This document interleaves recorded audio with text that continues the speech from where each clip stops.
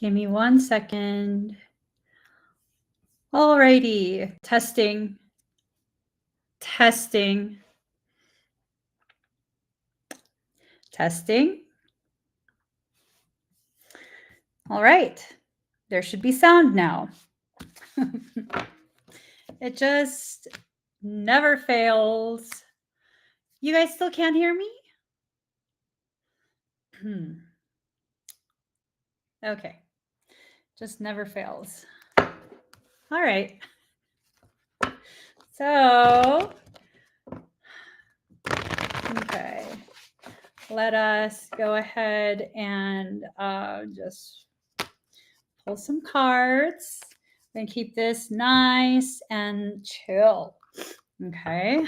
I asked what this conversation was going to be about, and what I heard is your moment of truth is here. Will you rise up to meet your destiny? So I did get a message from Soul last, I've been getting lots of information blips as of late, and these information blips have been really crazy. Just crazy. So first and foremost, part of what I got is that between yesterday all the way through till the 30th, there's a window of opportunity that's being opened. For some of you, this strictly means good things. Good for you. Yay. For quite a few of you, this window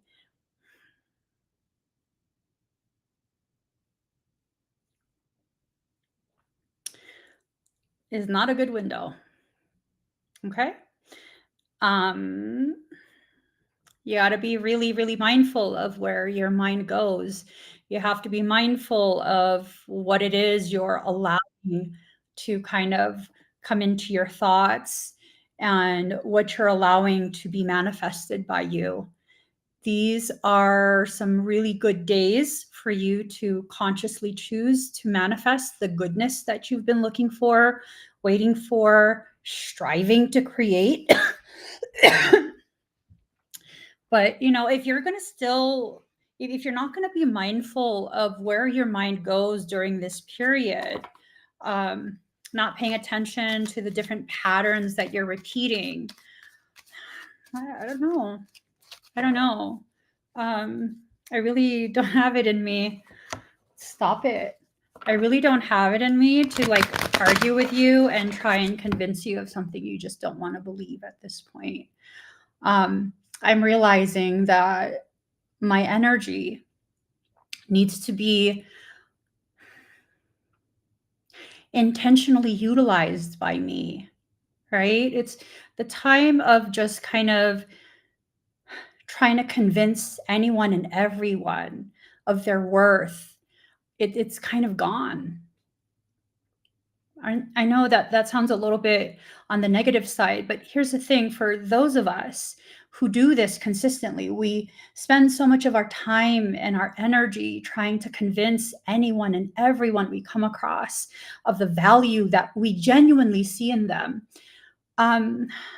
That's time, energy, and effort that you need to place on yourself. Stop it.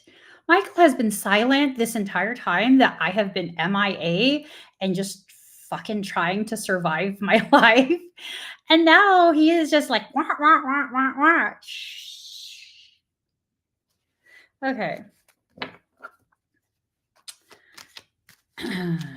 So let me just get started with what these cards want us to know. I don't even want to do this deck anymore. You just irritate me. You irritated me. I was doing perfectly fine until you started talking. Like, for real.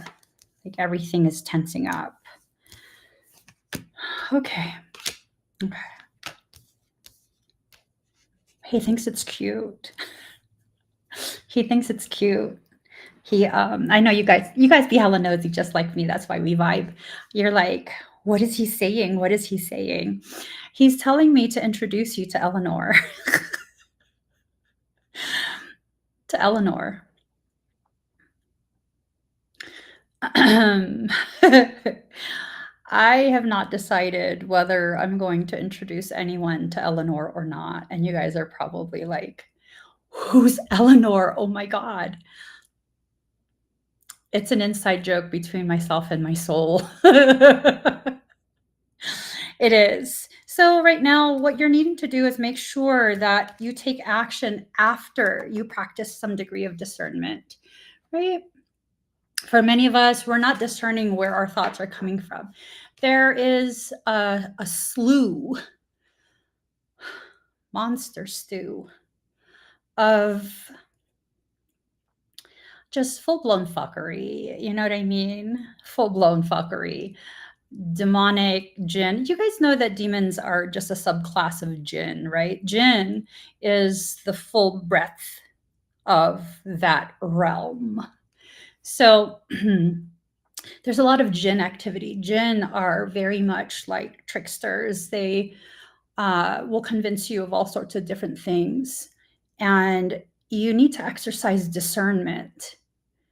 For many of you, you think you're growing, you think you're progressing, but in actuality, what's happening, and this is not to diminish your effort that you've placed in your self-healing, but for many of you, what's actually happening is you're just reaching a higher level of intellectualizing the same excuses that have kept you locked in the same cycles.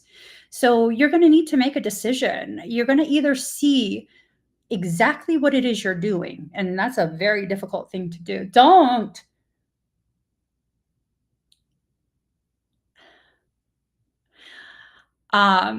Or you're going to continue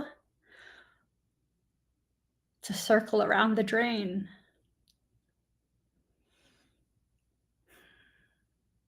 I don't know what you want. And I'm no longer interested in trying to convince you to choose what I choose.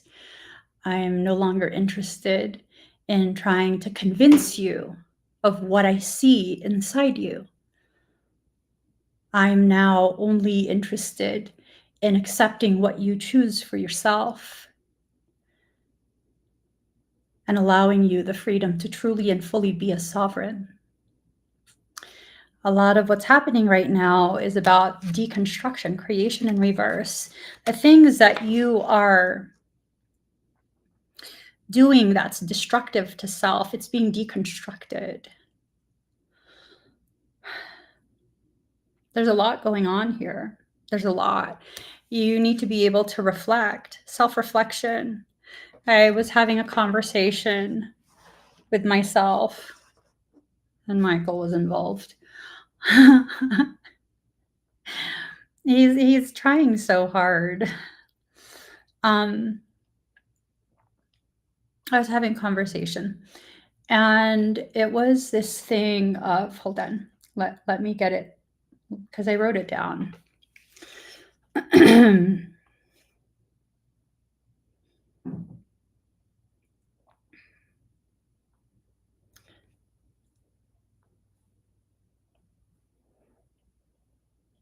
You will only ever self-heal as deeply as you can learn to self-love. The love from your partner or friends was never what was going to heal your wounds. They simply were to hold such a sacred space that you could feel safe enough to begin the journey of healing yourself. This is a solo mission. What's happening these days is really just for you and you alone, for you to understand, for you to allow yourself to see, for you to exercise sovereignty. So,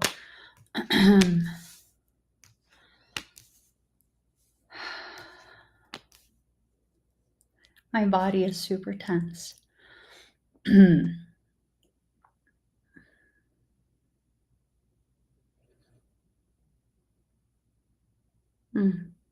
Mm-mm-mm.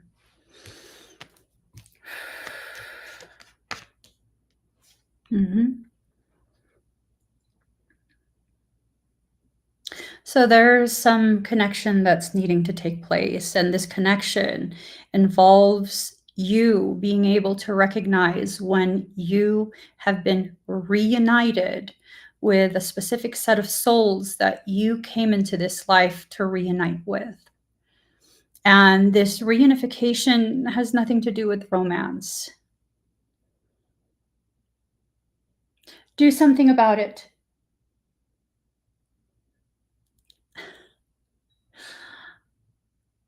Michael's letting me know that someone has entered the live stream and is intentionally attempting to harm me. Don't bother me with stupidity. Do something about it. I don't want to know. Fix it. So, conscious connections and collaborative dreaming. I think for some of us,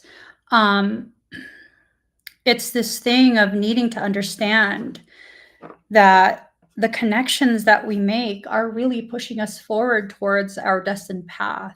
And some of those connections are very healthy, very empowering, while some of those other connections are very unhealthy. They invite you to re-enter into spaces that are very, very toxic for you, toxic mindset. Oh, this guy is just trying everything.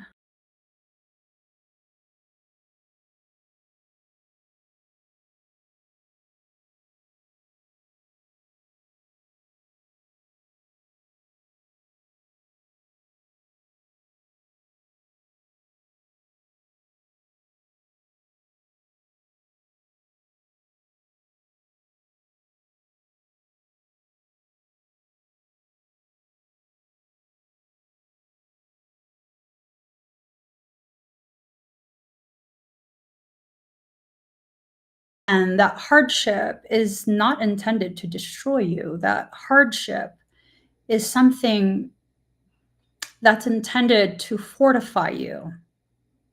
It's like when you take the steel and you place it in that hot fire, because it's not a regular fire, it's one that burns extremely hot. And then you pull that steel out and it's glowing red hot.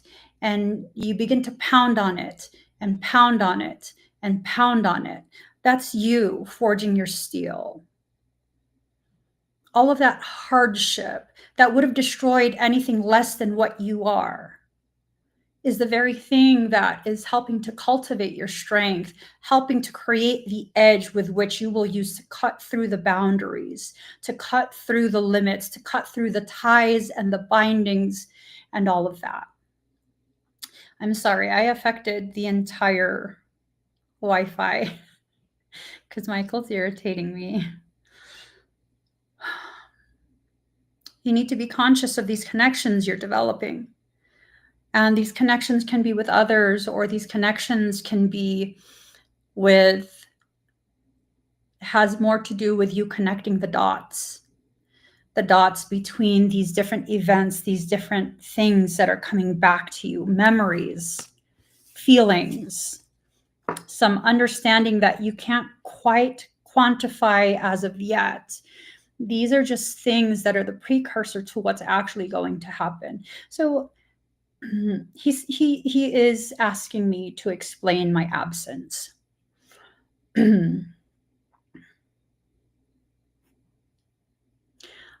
I have been in an extremely, extremely intense, prolonged cycle of ascension.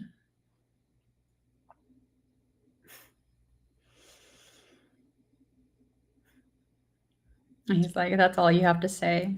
Yeah. Yeah.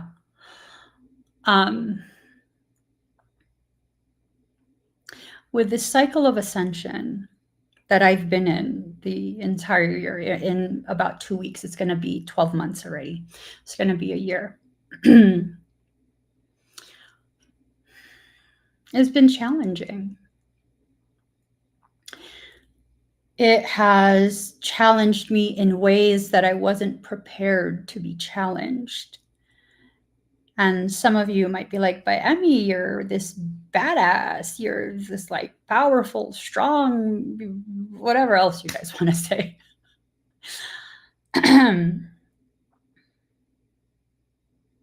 Is that me?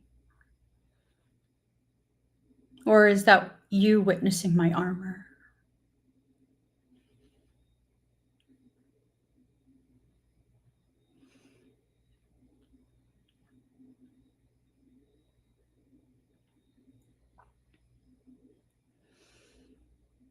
So, as I've gone through this ascension,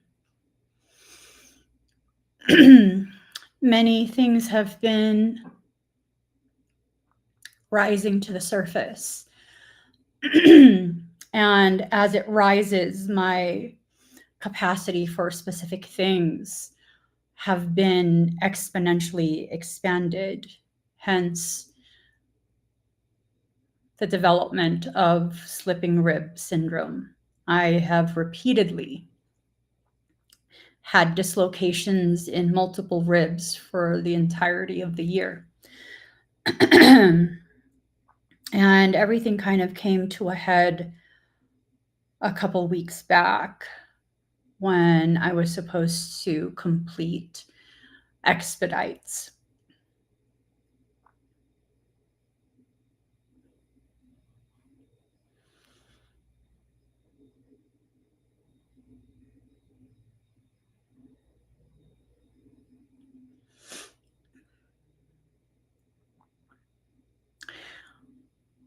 I'm learning to explore another level of self-love. One that allows me to develop a degree of maturity that prepares me for the next part.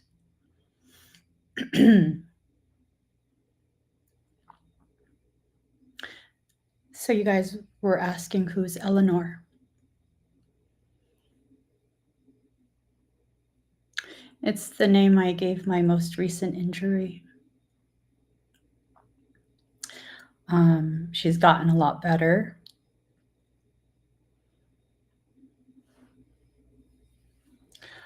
You can't tell as much.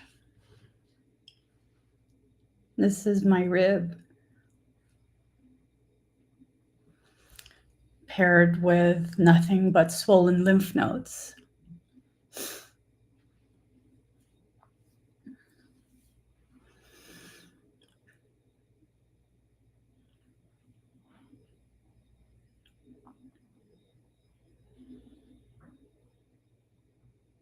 When we don't allow ourselves to see what needs to be seen, your body has a way of showing you. And if you're like me, and you're very good at masking and hiding,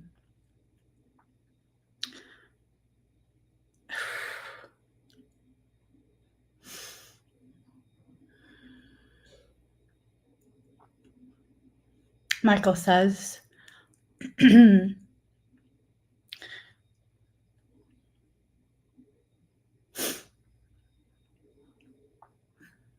that I need to share why I mask so much.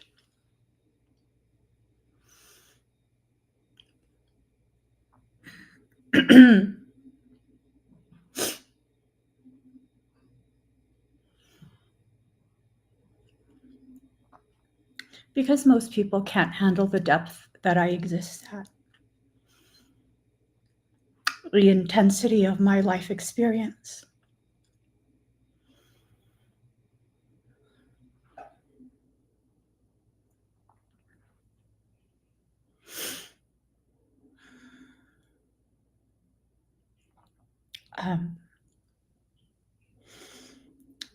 He's asking me to admit the degree of my masking.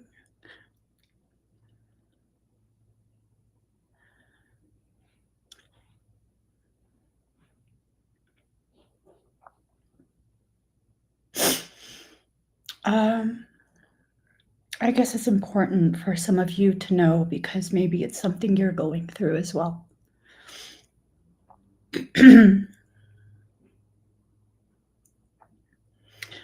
I did enter into clinical depression.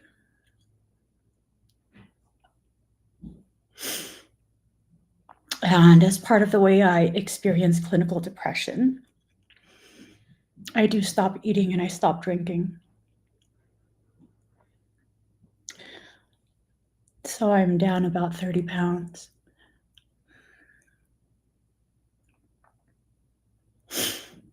And as part of my masking, I was supposed to go live earlier in the week, but I kept finding reasons and ways to sabotage my ability to go live because I was hell-bent, not intentionally, but looking back, I see what I was doing. I was hell-bent on consuming enough salt to cause me to retain water to hide the fact that I've lost so much.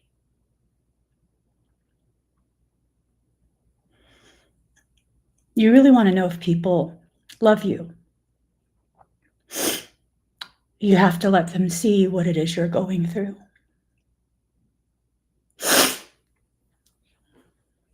And so that's what it is. That's what it is.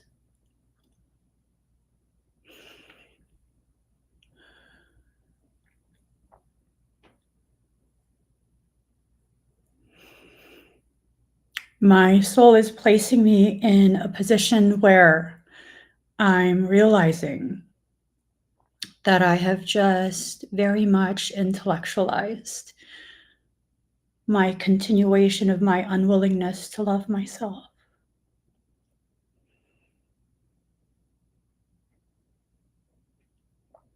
To allow myself to receive the support, the affirmations, the confirmation, all of those things that I don't always want to admit that I need sometimes. Because intellectually, I know I'm a good person. I know I'm powerful. I know I have an unfuckwithable nature about me. Emotionally,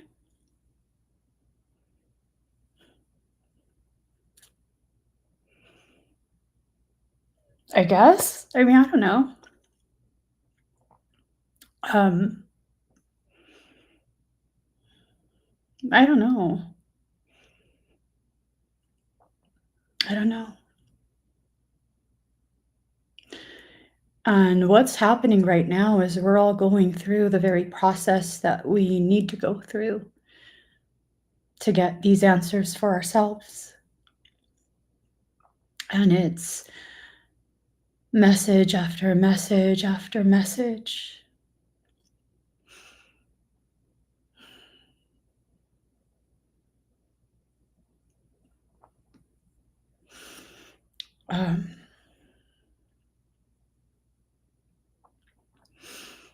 I don't like this type of conversation.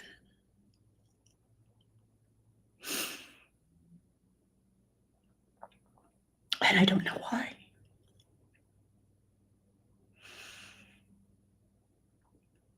I'm kind of done crying. I'm kind of done.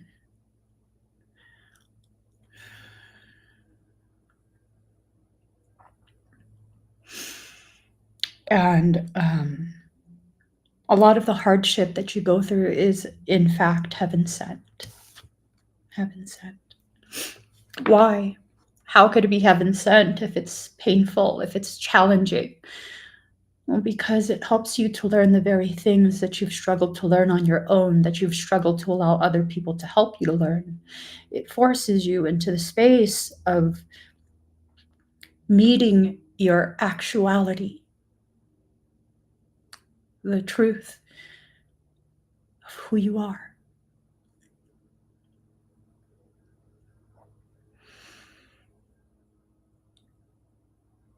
I was having a conversation with my son, and it was a difficult conversation. one where I said very little, and he said everything that needed to be said. And I had shared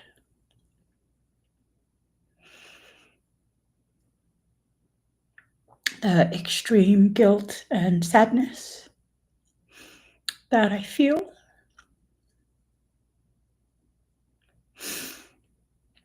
Having just disappeared on all of you with no explanation. Feeling like I've created unnecessary worry and concern. Because I can feel you guys. I can feel you worrying. I can feel you checking every day if maybe I did another video. Or at least posted something that explains why I'm so hidden away.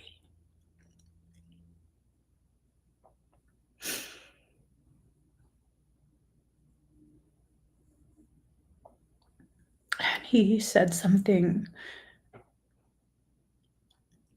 that was hard for me to wrap my mind around. He said the work that I've done in the years I've been publicly visible, I need to understand the entire world is already indebted to me. And I don't see how. Because I don't see that I've done a lot. I see that I've shown up and that I've helped when I'm able to help. And I've never taken count or etched tally marks. So I don't understand.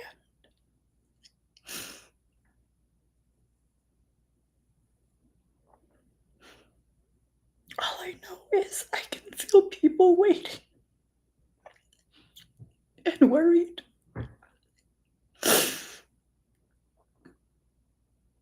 And there's nothing I can do to rush this process of healing.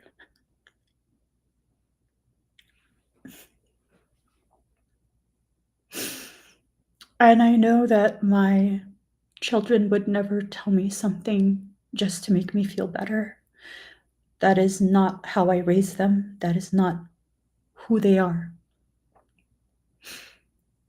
So this process, it has to do with you being able to see the very things that you don't allow yourself to. So every day since she's arrived, every time I look in the mirror, I see this evidence right beside my face.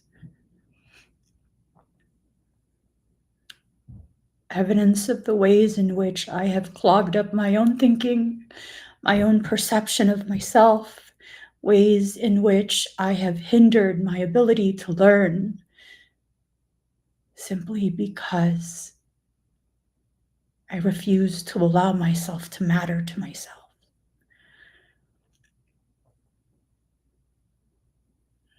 It has to stop somewhere. And I'm at a point. I'm exhausted. I can't fight anymore. I can't. So what's there left to do?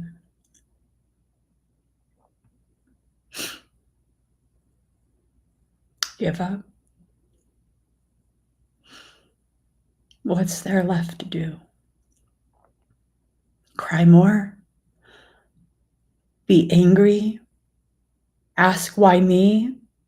Have I not done enough? Is this not enough? Have I not been through enough? Because I've asked those questions. I've asked all those questions. I woke up on Sunday feeling amazing. amazing. And I felt like, this is it. I'm not going to fuck shit up again. This is it. I'm finally feeling baseline again. I'm going to get ready. I'm going to go to the gym. I'm going to take it easy. I'm going to take it so fucking easy. Just movement, just showing up. And then I'm going to eat healthy for the day. I'm going to just chill. I'm going to relax. Still not going to do my class because, that's an energetically charged environment. Like, I'm just going to take it easy. And I got out of bed with a smile on my face because it felt like my life was back.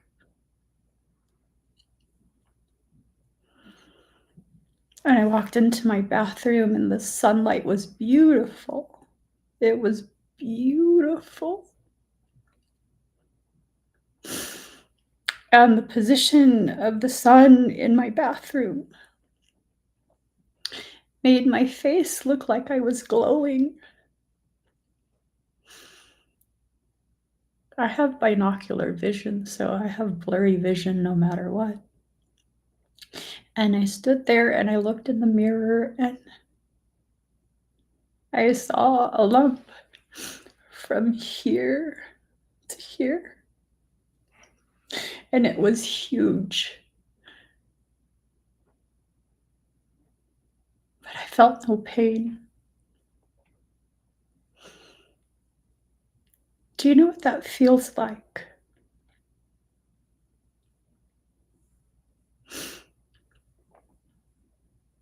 To think you're finally going to move forward only to be smacked down lower than where you were.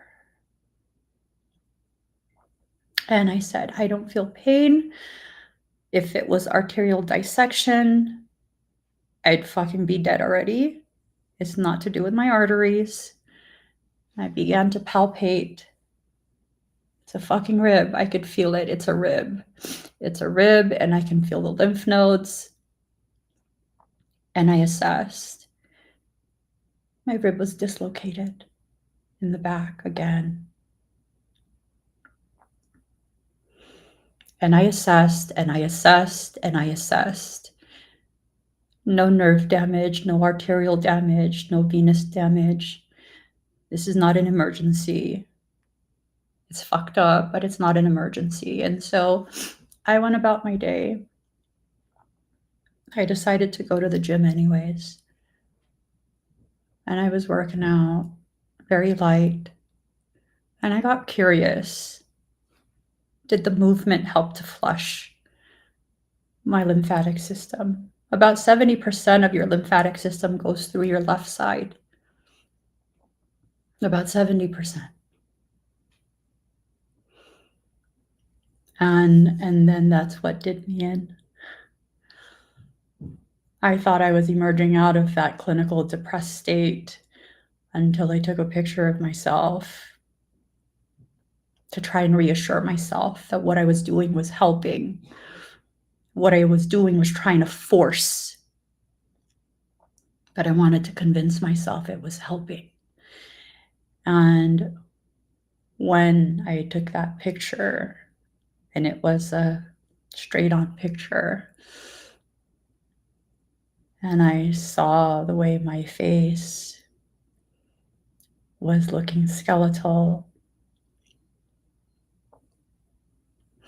and how my upper half, you can see how much I've lost.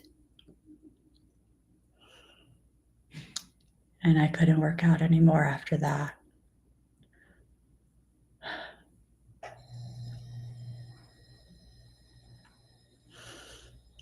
Because you know who I saw in that picture?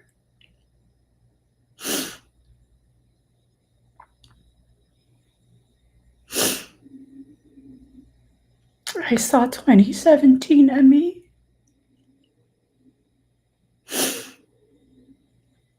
I saw the girl that was broken and emaciated, living in a parking lot and hiding it from everyone while I gave everything away. That's who I saw. And so until my husband came to look for me in the gym, I sat there looking like I was doing stretches, when in actuality I was just crying.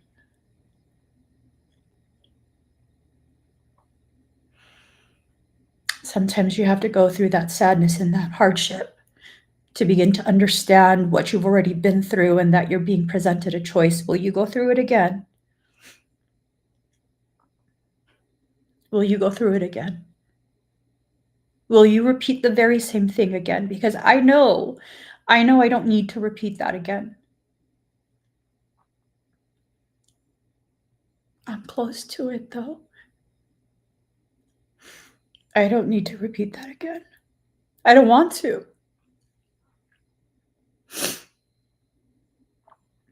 I don't want to. But I will if I don't prioritize myself. I will if I don't start seeing what needs to be seen. You see, part of the reason why you mature intellectually faster than you do emotionally is so you can gain an understanding of what it is you're at risk of repeating. And if you don't allow yourself to see that, if you don't rise up to the challenge of that, you know what happens? You repeat it. You repeat it.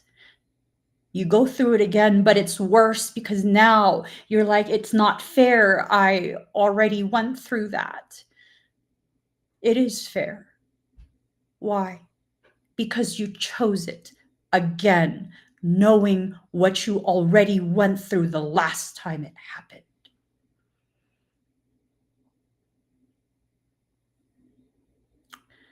So, no, I'm not going to continue. I'm going to free myself from judgment, and I'm going to free myself to love myself. Yeah, I've lost quite a bit. And I can sit here and cry about it, or I can find the humor in it. I can at least now steal my skinny ass kids' clothes. I can fit their clothes again. But I'm not gonna take their clothes. I've been busy wearing my husband's clothes. He's so sick of me stealing his clothes. He can't say nothing though. It is what it is. What is it? The pathway that's being paved before me so that I could go deeper into a space of actual self-love. Actual self-love. I can see this as like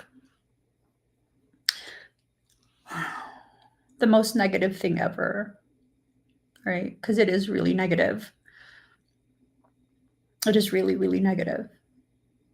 So the lumps appeared on Sunday. I had my sports chiropractor appointment on Monday, which he was like, I've never seen anything like this. He didn't want to touch it. He didn't want to touch it. I'm like, you just need to pop it back in. Like, come on, sir. Pop it the fuck back in. Everything will drain. And he's like, mm-mm. And then he told me that I needed to go see my doctor. He looks scared. He looks scared. I think this chiropractor, and he's phenomenal. He's phenomenal. I do believe he has been in practice for almost 20 years, is what his site says.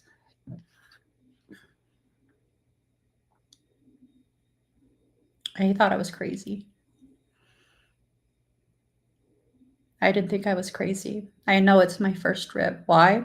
Because the night before, Saturday night, I was watching TikTok and it was nothing but videos about a dislocated first rib.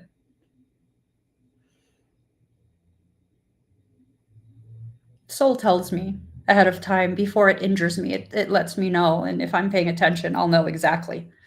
I'm like, that's fucking weird. Why do you keep showing me that, TikTok? I'm not interested in first rib injuries. Like, fucking stop. Oh, it's showing me because it's telling me what I need to do once it dislocates.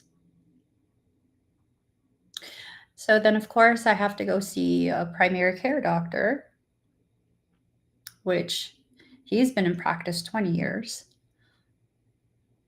And he's like, what the fuck is that? He don't know what's happening. He's so confused as to what's happening with my body that he asks me, what do you think is happening?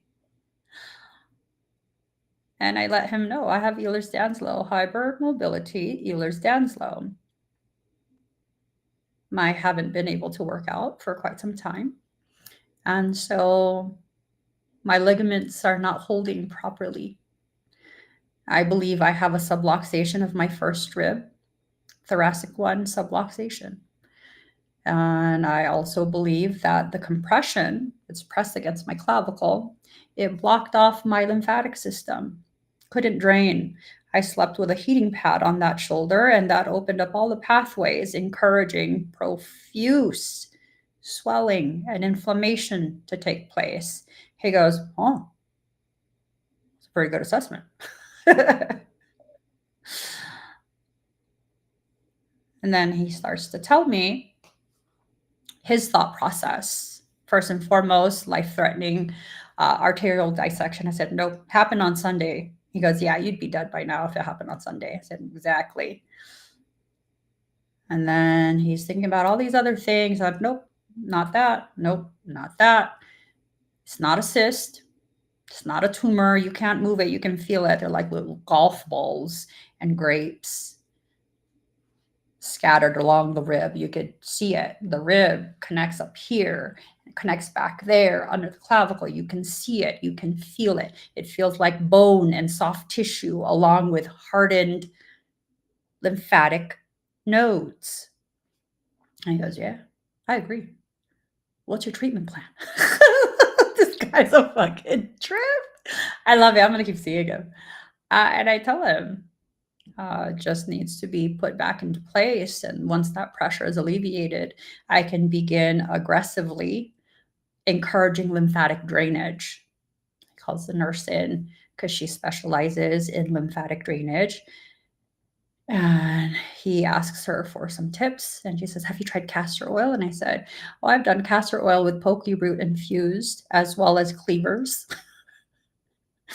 and ginger tincture. Externally. Internally, I'm taking a lymphatic combination. So it encourages lymphatic flow. And they're like, well, you had a good plan. Just keep it up. I'm like, thanks.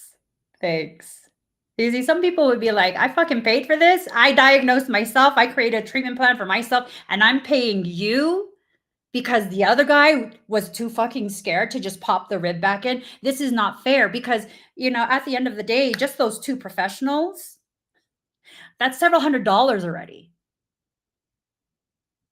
That's not fair, right? It is fair. You know why? I just found a functional medicine doctor who I'm going to keep going to for my hormone stuff. I think he's phenomenal.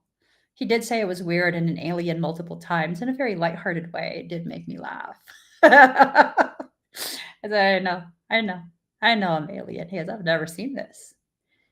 And the 20 years that I've been practicing, I've never seen anything like this. And you're not in pain? And I said, nope. Thank God. Don't manifest that. There's no nerve impingement. There's none of that. So what do I have to cry for? The inconvenience? The inconvenience of now being presented the opportunity to be paired with a medical professional who sees health in the same way that I do. That's a fucking gift. That is a gift. So, yeah, no, I'm not going to sit here and be like it's unfair. I did for a few days feel that way, though. It's unfair. It's unfair because I see these people who have the capacity to work and do everything that I can't do, but they're fucking just sitting around making excuses, making excuses, making excuses. And it's like, the last time I went to the gym, oh no, it wasn't the last time. It was a couple of weeks back, I think it was. I went to the gym because I've been trying to force myself to continue with movement. And I see these two guys, they're talking. They're just like, they've been talking for like 20, 30 minutes. And I got so fucking irritated.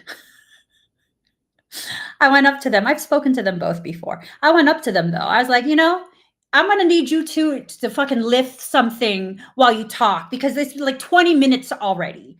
I'm watching you not doing shit in the gym. And I like being injured and I can't lift shit. Like, this is disrespectful. This is just disrespectful. Lift something while you talk. And they were both cracking up. And one of the people is an older gentleman. He goes to a different machine, and he's still like joking around with me. And I tell him, sir, if you can still joke around with me, you need to put another 25 pounds on each side and lift. He's like, oh, you bullying me now? Yes, sir, I am. Lift something. It's frustrating. It's frustrating that I'm so willing to do, but I'm being kept from doing. And if I allow myself to do that compete, compare type of logic where that's not fair, I'm willing to, but I'm not allowed to, that's not fair, you miss the point. I'm not allowed to because that's all I've ever done is do, drive, push, push, push, push, push, push, push. Something's broken, tape it up, keep pushing. And I've never allowed myself to actually just live. And if you do that, you have to ask yourself why. Why do you keep pushing? Why? Because there's so much to do. I'm so busy. You're not busy. You're running away from the things you need to face. I know that about myself at this point. Running away from the things I need to face. So what did I need to face? Quite a few different things. And none of them are bad. All of them have to do with learning how to love myself in a more healthy way. Because it was never this thing of I'm not capable of loving myself. It's become this thing of I'm not loving myself in the way that I deserve, in the way that I need. I have to stop that. I have to allow the people who love me to show up for me. Or else I will always question, do you really love me? Or do you just love what you can get from me? Do you just love the good time that I can give you, joking around, giving? I know many of you have that same question, that same thought.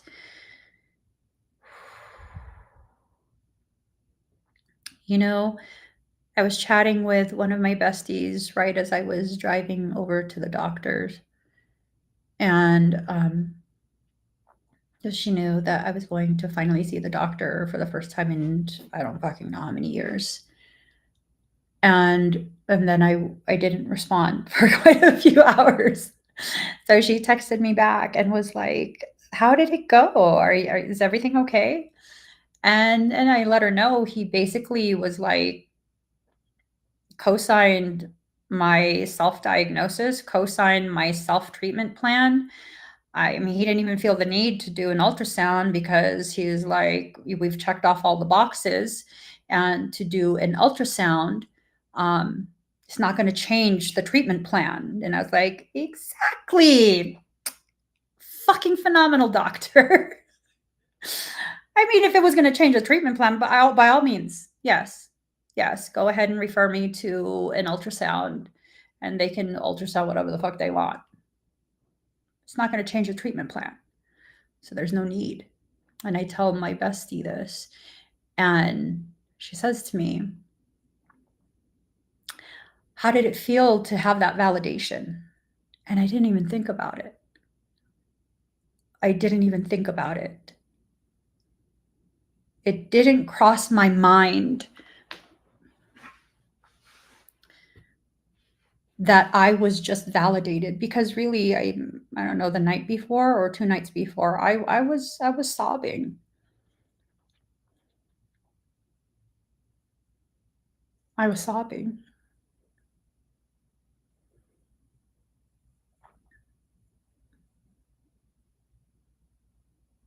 And I was telling my husband, like, I don't understand. If I have all of these gifts and all of these abilities, why can't I heal myself?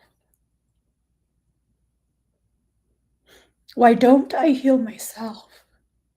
Why don't I know what's happening to me? Well, because I never stopped to see.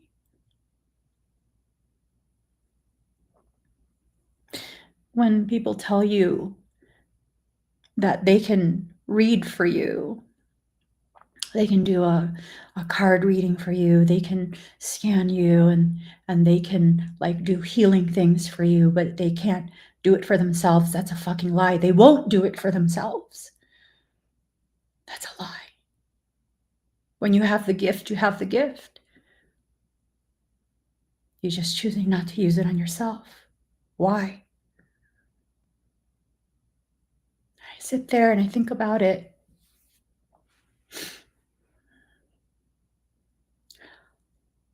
I've reversed conditions that people should have died from. Not just one person, quite a few.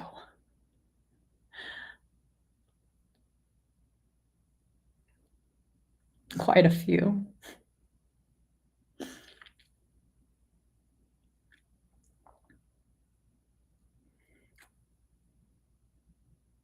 I have so many clients that submit their medical documentation. Their doctors can't explain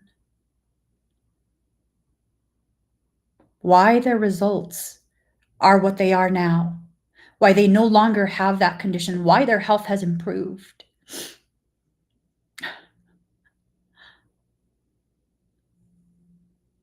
But I can't work on myself? That's a fucking lie. That's a lie. So what's really happening? Well, we're entering into our moment of truth. Will you rise up to meet your destiny? What are you destined to do? Are you destined to just be sick? Are you destined to never achieve what it is you set out to achieve? And I mean, you can say whatever you want about how you've tried before and it hasn't worked. Try again.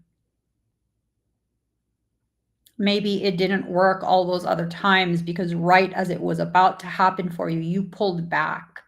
You sabotaged yourself. Maybe that's why. There's been several instances where I was already doing well. And then I sabotaged myself again. And man, it was bad. It was bad.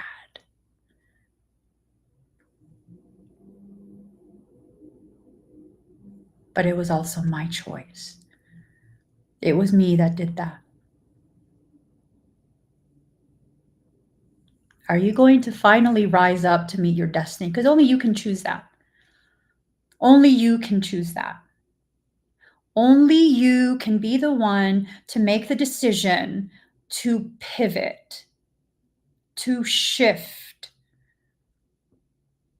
even 1 degree will take you to a completely different outcome. Even just 1 degree. Do you understand how much your soul loves you? Do you understand? I don't know if this is unique to me, because I don't feel like it is. I feel like the only reason it would be unique to me is because I actively can hear my soul and I know it's my soul, but I just don't like to listen. So there was a peptide that I was like, I'm desperate to heal. I'm desperate. I'll self inject. I'm desperate. But I kept holding off and I kept holding off. And I'm just like, I don't know, it doesn't feel right. And several months go by.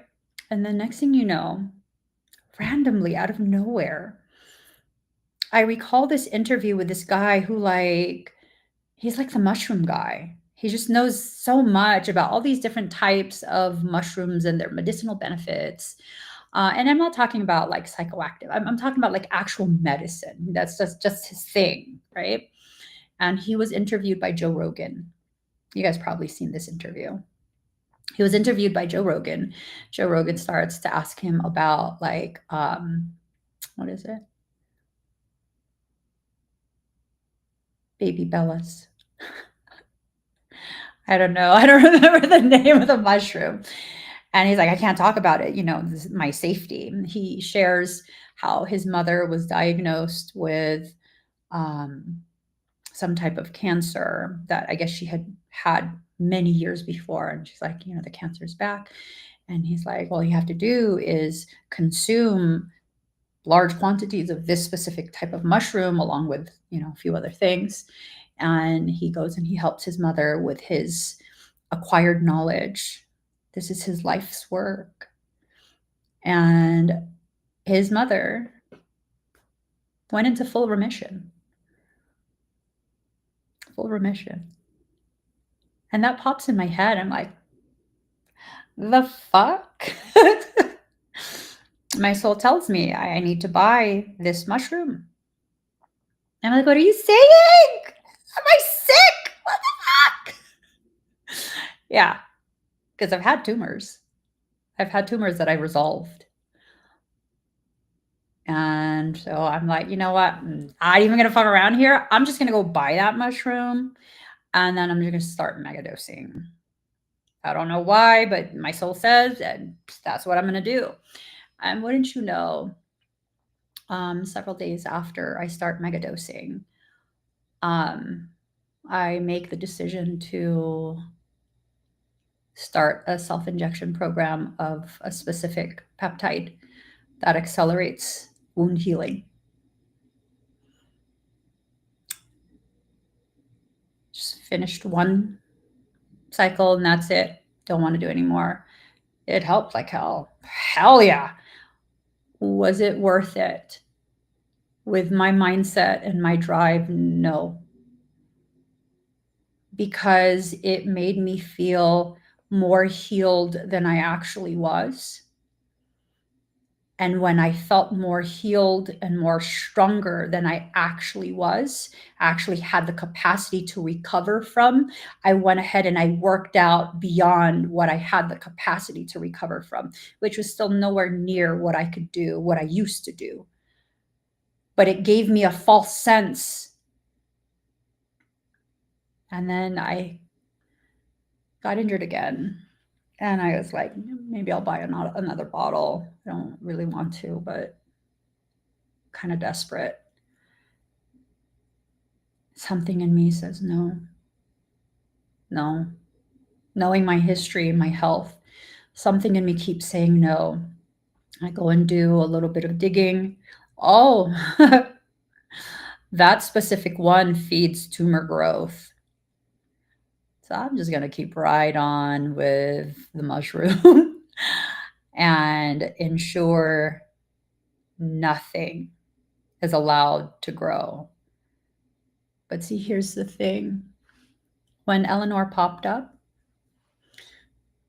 that's my first thought. Oh my fucking God, is that a tumor?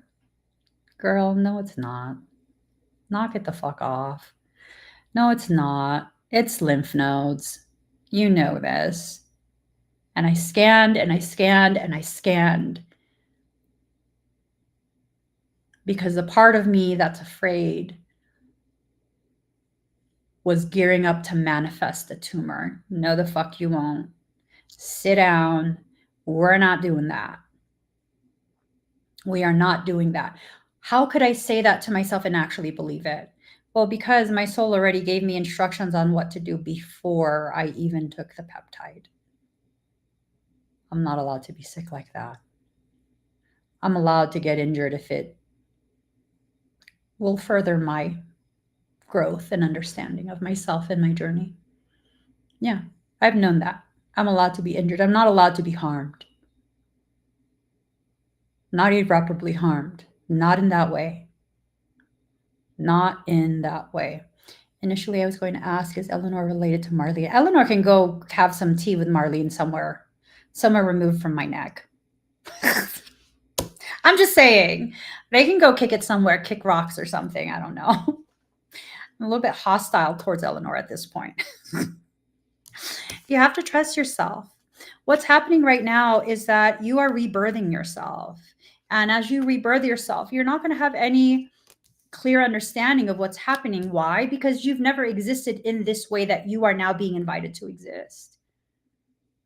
If every single time you feel fear, you don't do what needs to be done, where will you end up? Where will you end up? Well, you're going to end up feeling as though you're drowned by your shadow because you're going to be upside down in it. You're going to be lacking some unconditional love for self. The moment you begin attacking yourself intellectually, emotionally, whatever you choose, that's the moment your health will worsen. You will absolutely worsen in your health.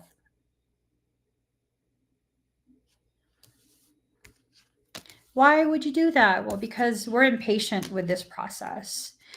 I just finally came, it's almost a year, very, very, very close to a year. I finally came to the realization what I was supposed to learn this entire time. To stop rushing my process of learning how to love myself in the way that I need to. This whole existence of push and rush and push and rush and force and force and force and rush and rush and rush and rush and rush and rush. It's so unnecessary. See, if you're someone who does that continuously, you push and force and rush and rush and rush, what are you running away from is what you need to ask yourself. Michael says to use my tools. Hold on. Talking to you and to you. Talking to you. You right there. And you right there. Okay? I'm talking to you guys. I got different colors too. Hold on. I got a variety pack. Hold on. Hold on. This one is more like ethnically correct. Okay. Hold on. This one is for when I'm sad. Just I'm feeling a little bit blue today. It hurts right here. Right here is where it hurts. And then of course, this one is just like I'm feeling sassy. It's just sassy, right? This one is for like the moneymaker. Just like that, right? We can turn this one into a wand, just like some abundance, sprinkle some abundance on it. This one is for when my intention is pure, but the method with which I will deliver it is a little bit on the shadowy side. It's a little bit on the shadowy side. Okay. So that's my variety pack. There's another one with a black hand. That one, that one I believe was confiscated by my children so they could do a feline exam on Sir Felix. They were doing an anatomy lesson. He liked it. He's fine. He liked it. Yes. Anyways, so the things that I've shared today, we're mirrored souls, right? We're mirrored souls. And the things that I go through when I'm instructed by soul to share, and there's so much that I go through, and there's only a small percentage that I actually share. It's because either you're about to go through it, or you've already started the cycle. You've already entered into that space, and you're kind of being given advance notice of how it could potentially work for you. For a lot of people, there's a lot of programs that are running right now. These programs are ones that are intended to create confusion. It's intended to create a lot of strife within your connections. It is trying to flare up your ego struggles, like, the need to the need to like show your worth, and you're feeling insecure and things like that. It's just one of those things, it's just one of those things. You have to be very, very mindful of what you say and how you act, especially between now and the 30th. Some really fucked off shit is about to happen, but that fucked off shit is the reaction of darkness to the very good things that are being slated and pushed forward. You have to keep sight of the entire picture. You can't just be like, oh no, oh no. Like, here's the reality. Fucked up shit happens every day. That's the reality. Somewhere in this world, fucked up shit is happening right now. Am I saying this world is caca and there's no goodness left? No, I'm saying right along with that fucked up shit that's happening somewhere in this world, some really good things are happening. As someone is losing their life, someone is being born. Which one are you going to focus on? They are both part of the reality that we live. But which one will you focus on? And it's not to say that we should always just disregard the negative and pretend the negative doesn't exist. It's to say hyperfixation on the negative is not going to fix anything. Hyperfixation on the potential negatives, the what ifs, has never led to anything good. Awareness, that's not the same as a hyperfixation. So, for some of you, Golden Crown in reverse, this is some fake ass messages that are not coming from your higher self. I can tell you that much. I can tell you that much. It's trying to get you to hyperfixate on things that you perceive to be negative so that you can begin fueling negative cycles once again. We're exiting out of that. We're exiting out of that. It's up to you what you're going to focus on. But I tell you right now, if you keep focusing on nothing but the negative, the ways in which someone's failing you, the ways in which, oh, it's not fair, the ways in which, I don't know. I don't have the energy to even explore the different potentials of any of that. I just don't. You have to decide what you're going to focus on. For me, yeah, I'm starting to feel sick again. That's okay. I'm going to eat some blue berets. My family has its own vernacular. Hold on, because someone's like, "What's a blue beret?" Blue beret.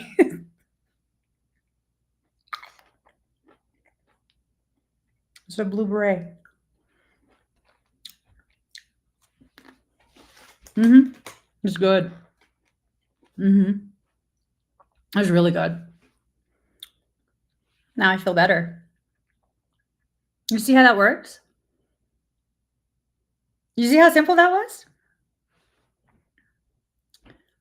Like, literally, that is how life is.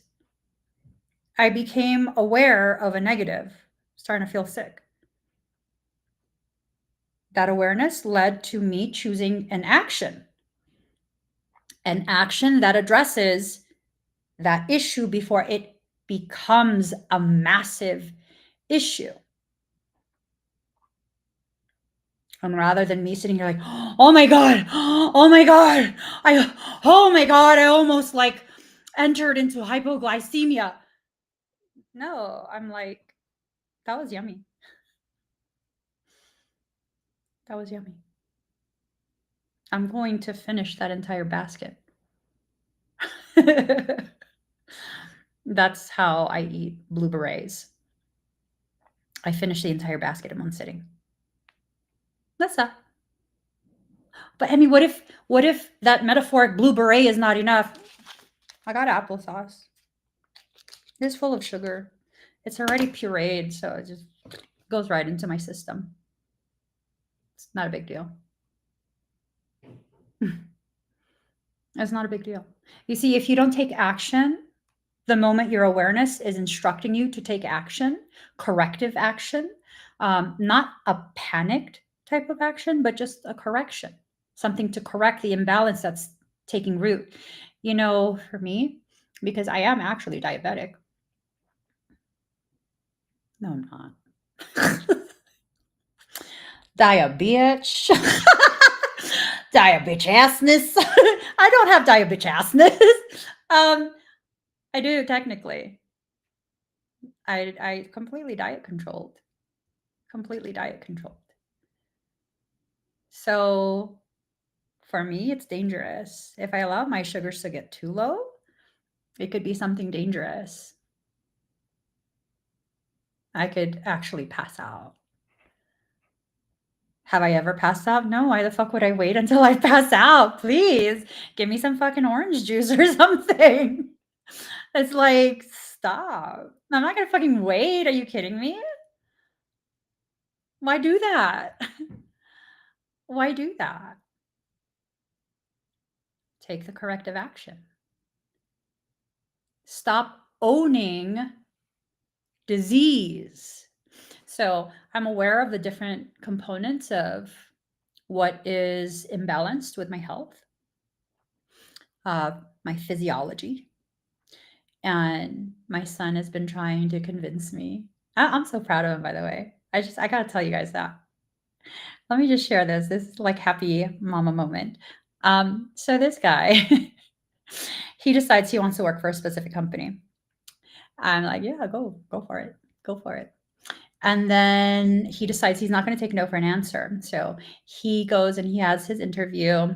The interview goes well, and the interviewer makes it sound like he's going to get a call back for the second part, which is kind of like the training and testing to see if they're going to actually offer you the job. And a week goes by, he doesn't get any message. So because the interviewer gave him the address for the second part where that in-person training is going to take place, he makes it a point to go there. I'm like, oh my God, the balls on this one. So he goes and he's like, I'm here for the training. And they're like, oh. And he's telling me this. He shows up early and he's telling me this. And I'm like, well, if they ask you, just, I don't know, let them know. Like, I wasn't sure if you didn't have my correct contact info. So rather than miss an opportunity, I decided to just show up. So they let him stay. I'm like, ballsy. They let him stay. Not only did they let him stay, they offered him the job.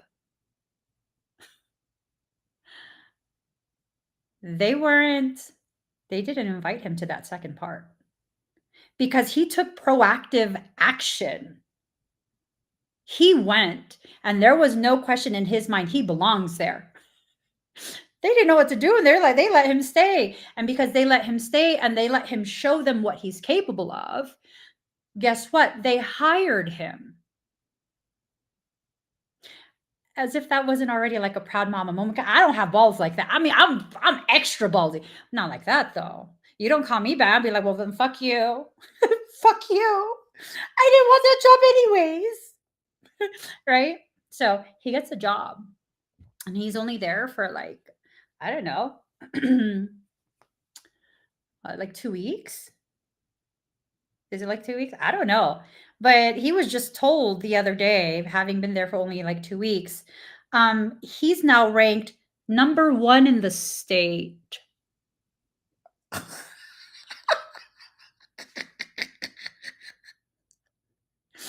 go, fuck yeah. Fuck yeah. Go on then. Yeah. For that entire franchise, he's ranked number 1 in the state, top performing. Mm-hmm. And all the VIPs are being funneled to him. And once they're funneled to him, he's converting them to lifelong clients.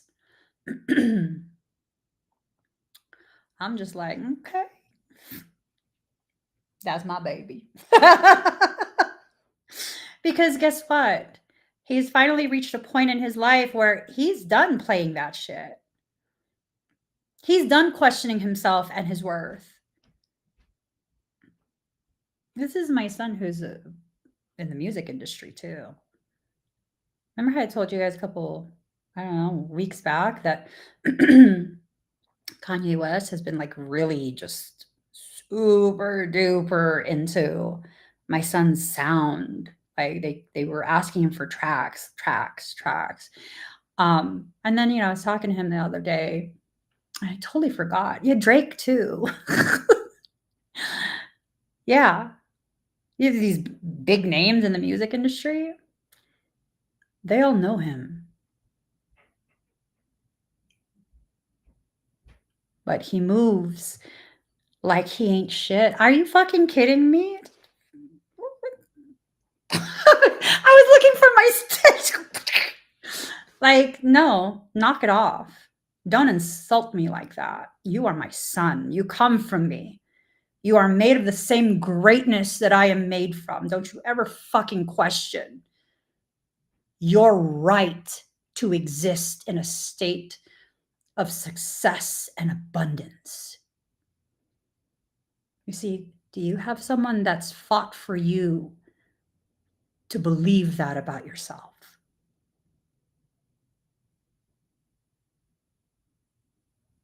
Do you? Because if you don't, that's not an excuse. After a certain age, you're responsible for your destined path. And if you've never had someone fight for you to believe that, maybe that's what this period is. You beginning to understand that it's you that has to fight to teach yourself that, to convince yourself of that. Because after a certain age, ain't nobody going to convince you nothing about yourself. You're going to believe whatever you're going to believe. And it's up to you to change what you believe about yourself. New chapter, right? The new chapter I'm entering into is one that tells me that I am no longer going to believe and exist in a way where I feel I am only worthy if I am doing or giving to other people. That is a lie. We have worth, period. Period. You are allowed to succeed even if no one else benefits from your success. Oof.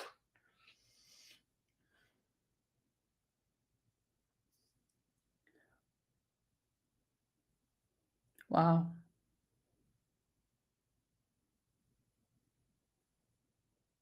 Oof. Wow. You're allowed to succeed even if no one else benefits from your success.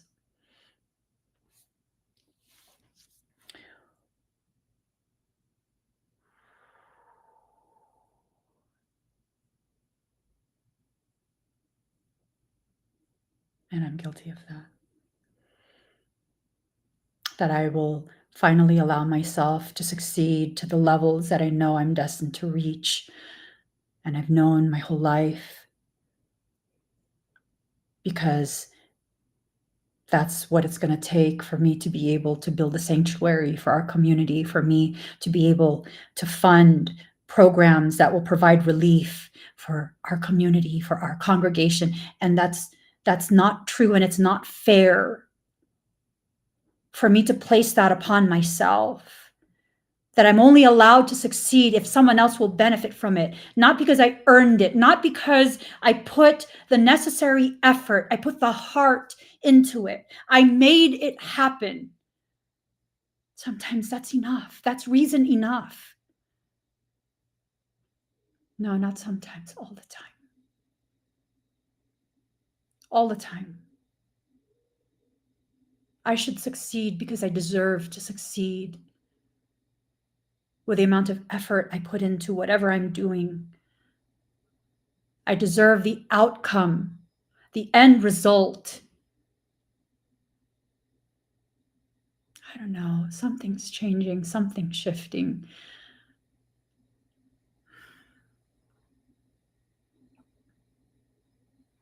This upside down sacred journey has turned your hope upside down with it. And what you need to do is take both your hands and turn it right side up so that you can become productive once again, so that you can begin discerning what you need to discern, so that you can enter into a space of warmth for self. You know, your muscles, they can't quite work to their potential if they're cold. There's some degree of warmth that it needs to experience so that it can function in the way it's designed to function.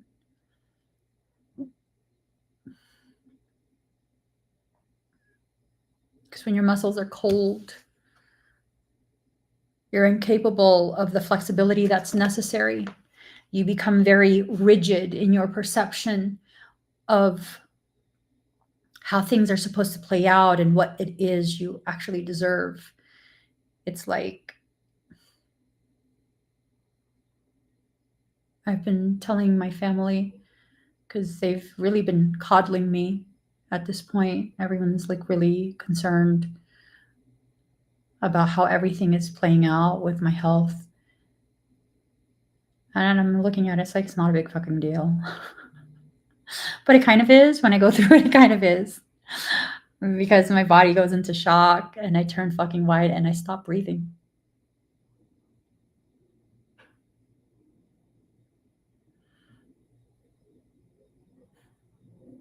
So sometimes someone outside of you needs to be able to see with clarity exactly what it is that's happening to you, so they can tell you with compassion what you are afraid to acknowledge. And no, I'm not exaggerating. I can feel my body entering into shock. My kids made it a little bit of a joke between us. They said I'm the newest Cullen. Literally, all the blood drains from my head.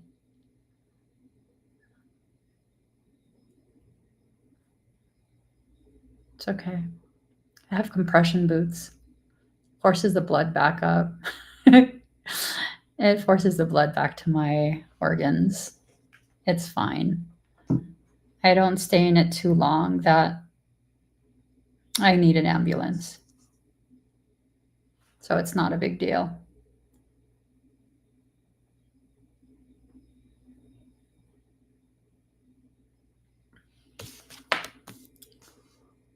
Brilliance. If you've ever wondered why everything seems so dark, like you're surrounded by just darkness, well, you've stopped speaking your truth. And so your fire has died down. It's died down, not died out. an ember can still become an inferno. But you won't know this until you experience the glow of that ember in the pitch black darkness. That's where you're at right now. You are an ember in the dark, covered in ash. All you have to do is speak your truth. All you have to do is speak your manifestations into being. You know what happens to an ember when you blow on it? It becomes very bright. You know what happens to an ember when you place dried up fuel on it and blow? Combustion. It becomes the brilliance that you are. You see people think like, oh, I need to be rejuvenated right now. I need the fuel right now. No, you take that really, really old, dried out fucking tinder, the one you've kept in your pocket, that one thing, that memory, that experience that you lived through that you'll probably never let go of, where you were done so fucking wrong. I have several pockets full of tinder. And whenever my fire dims down, I just take a little pinch out of one of those pockets. I place it on the ember and I blow. Reignites the flame. All these things you've been through in your life, you take it as evidence that you're unworthy. You take it as proof that you're not lovable and you have no one and life is unfair and nothing good will ever happen to you. Let me tell you something. I'm going to tell you something in a harsh way because it needs to get through your distorted perception of yourself and your life. Did you ever fucking think for once that maybe all the things you've been through were pockets of tinder that your soul has set aside because you've always been destined to shine?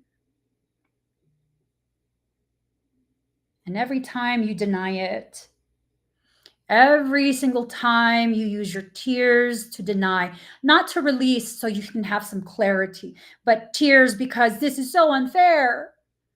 And I'm guilty of that too. All you're doing is wetting the tinder. It's harder to catch fire.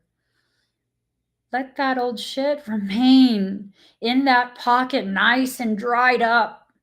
So when you exhale, it catches on fire instantly. All that stuff you hear online about shadow work, self-love work, and inner child work, how does that work for you?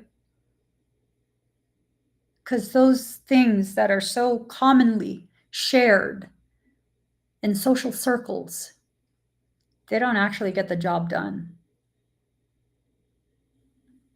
What makes a phoenix magical?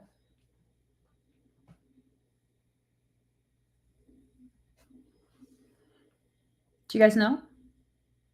What makes the phoenix ridiculously magical? Is it because it's a bird on fire? You could set any bird on fire. There's a story. There's an account that's documented. You find it online. Genghis Khan, he went ahead and he was about to invade a village or a city. I think it was a city or township. I don't know what they're called. He was going to conquer them. And he let them know, like, if you go ahead and accept me as your ruler, I don't have to conquer you like that. Like, I don't have to kill everyone. And they kind of were like, yeah, you're totally, we are totally going to have you as our ruler. And then he insisted that they swear an oath of fealty to him. And he didn't like that there was hesitation there. So he did. It was pretty fucked up. He went ahead and he told them, okay, I won't destroy your city if you gift me And he named several things. One of the things he named was all of their swallows, their birds, because this was a city known for their birds. So he asked for their swallows. And these poor idiots, these poor idiots, they went ahead and they gave him all their swallows. And so they brought the swallows to the outside of the community walls. And then they set the birds on fire right before they let them loose, knowing the birds would fly home back to their owners. And the entire city burned. And you see, what makes a phoenix magical is not the fact that it is a bird on fire. Like I said, you could set any bird on fire. It's not a pretty sight. It's not ethical either. It's actually kind of nasty.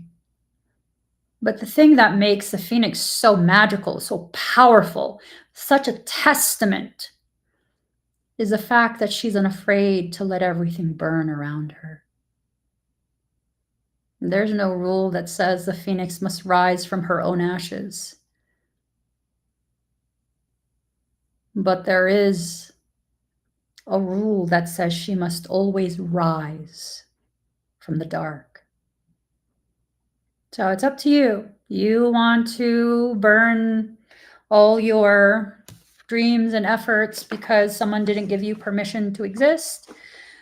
You are welcome to do that. I wouldn't recommend it because you're going to have to rebuild everything. But I mean, if you're into rebuilding, by all means, go ahead. It's a very destructive process. It's one that if you don't have the stamina for it, it's going to be a protracted process. It's going to be very prolonged and it's going to be very ugly. You have to know what you're capable of. So if you have a history of being able to have that stamina, go to the edge and beyond it, all means reconstruct your existence in whatever way you feel is most appropriate for you. If you don't have that stamina, if you're someone that, one little inconvenience and all of a sudden you want to give up and it's too much and it's too hard and you have all these reasons, be honest with yourself. Don't burn everything just because you think this is how you're going to prove your worth. The way I move through my journey is not going to be the way you move through yours. It's just not. Y'all, I go to the gym with dislocated ribs. I can't do much. I can do body weight. I can do TRX bands. But I still go to the gym. I still show up. The way I move through my journey is not going to be the way you move through yours. This is a period where you have to be honest with yourself. How will you move through this?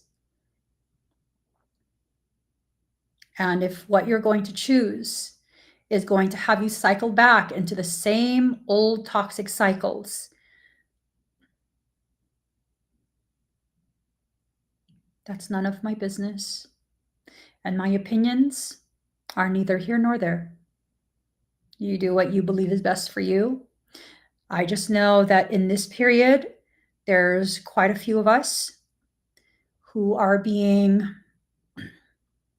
invited, maybe the better word is coaxed, into a space of challenging yourself, rising to that challenge, overcoming your fear, dissolving the blockages, moving through, moving past, and really just getting reacquainted with your badass nature.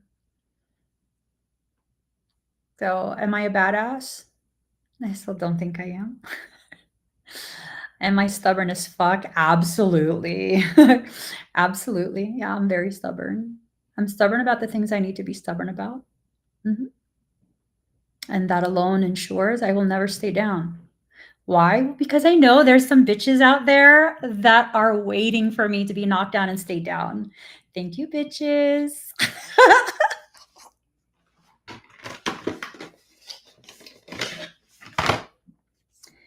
Thank you, bitches. Talking to you.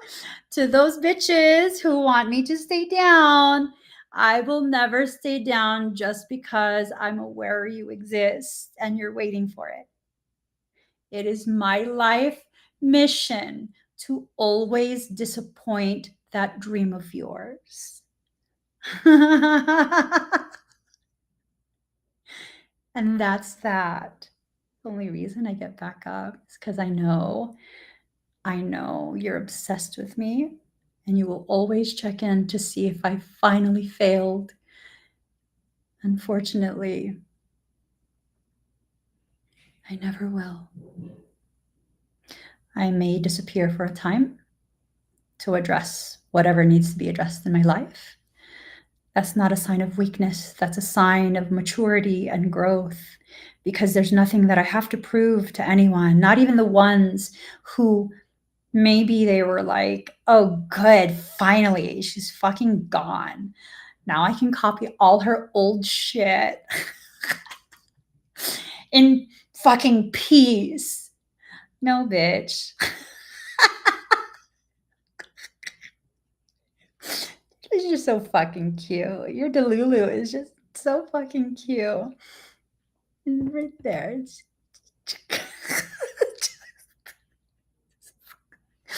I'm just saying, you know? So, those parts of you that you think are embarrassing, I think you need to revisit that. Because I think those might be the very parts that were designed to carry you through this period. This is nothing but a period of your journey. This is not the end destination. So what? It's inconvenient. So what? This feels unfair. So what? So what? So what? That is not the end all be all of you. So what? Here's the thing. You know, you guys know I love to make the analogy using fitness. Everything that I have worked out for, at one point my legs were massive, right? They were massive. Everything that I worked out for, I earned that. There were no supplementations that caused the hypertrophy. All of that was earned the old fashioned way. It was all earned by me. I keep that. Nothing can take that from me outside of me not showing up for myself. Do you understand that? Do you understand? The only thing that's ever held you back is you. It was never because of someone's efforts to destroy you. It was never that. It was always only ever because of you. Do you guys, okay, Michael says, hold on, Michael. So,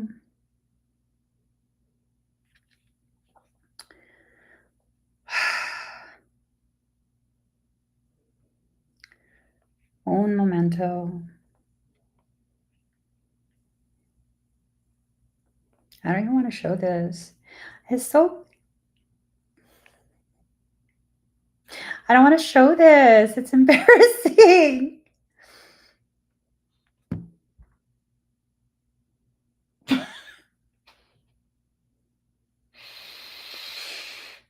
Let's just say, okay, you see the size of my arm with all my like lymphatic fluid and stuff? It's all mushy. There's no muscle left. That's the size of my leg.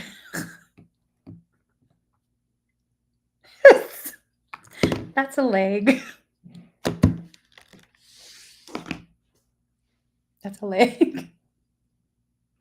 That's a little drumette. It's a party wing. So what? So what? You know why so what? The moment I eat enough again, and I'm eating now, the moment I eat enough and work out enough, it swells back within 2 weeks. It swells back. I regain what was always mine. So I was super sad for quite a few months, like, oh my God, all my muscles are gone, and this and that. And then I began doing the workouts that my coach said to rehab my body. And within a week and a half, my muscles got the pump again. They weren't gone, they were just deflated. Those will always be with me.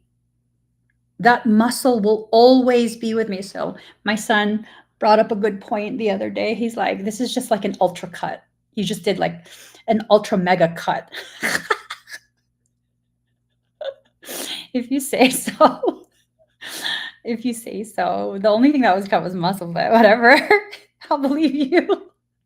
And that's the thing. If you can see things from a different perspective, allowing yourself to see that what you perceive to be a loss is temporary. It's not actually what you think, because what you're thinking is clouded by your emotion, understandable emotion.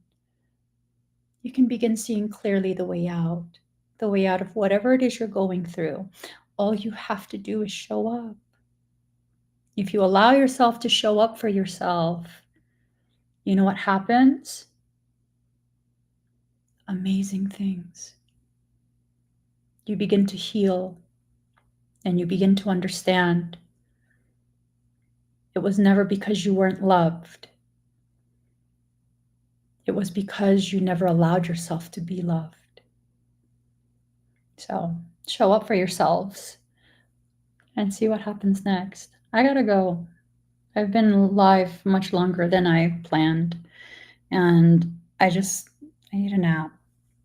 I need to eat and enjoy life as a beanbag barnacle.